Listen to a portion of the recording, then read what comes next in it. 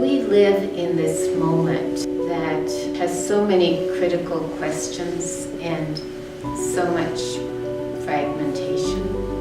And I have been amazed at the hope and the new life that I've experienced in the coming together of these two worlds, the millennials and the sisters, and experiencing what happens when these two worlds come together with such openness, honesty, transparency, and engage in conversation and relationship.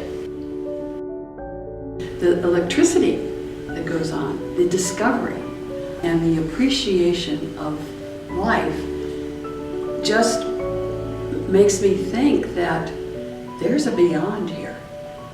That in that field of grace, in that field of hope, in the field of trust, I think that we can begin to build some possibilities.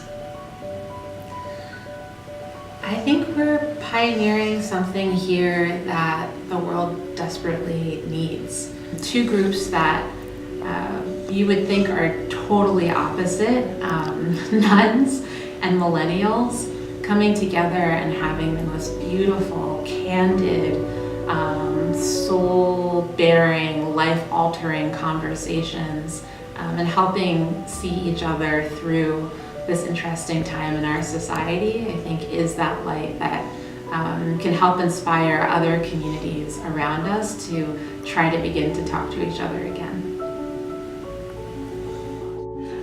I'm 79 now. I'm not going to be the source of all creative ideas. I'm going to be the encourager of them and sparked by them, but we need them. We can't just be talking to ourselves. We can't just try to do these things ourselves. It's so easy to get siloed into talking with people your own age, and then it's sort of exhausting because we all have the same questions because we're all on the same stage of life and we're all struggling. And the minute you bring in someone from another stage of life, the room just opens up and it's a different conversation and there's different wisdom to be learned.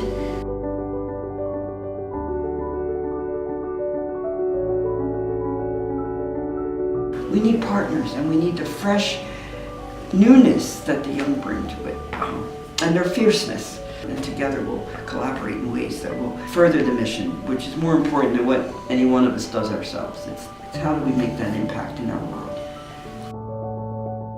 I was really inspired and heartened by the sisters' rhythm of moving between action in the world and deep reflective contemplation, and making space for that and having that sort of built into their lives and communities and schedules.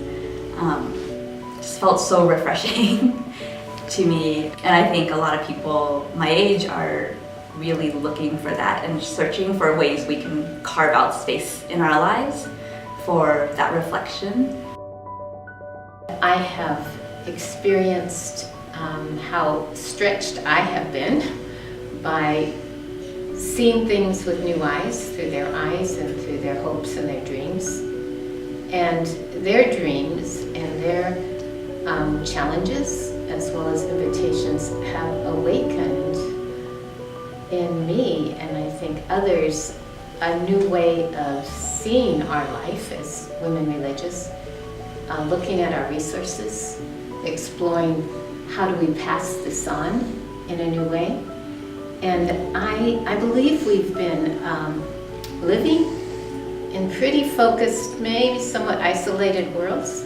And I feel like the millennials are calling us to say, we want to be part, those values are our values. How can we grow in intentional community? How can we, learn how to deepen our spiritual practice? How can we join you in some of this service?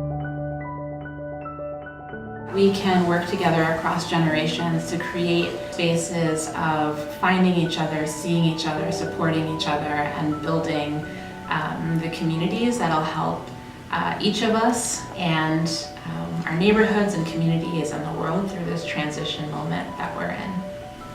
It's an amazing work of the Spirit that I believe is offering a new gift to the world and calling us to a new way of growing into a future that feels like full of hope.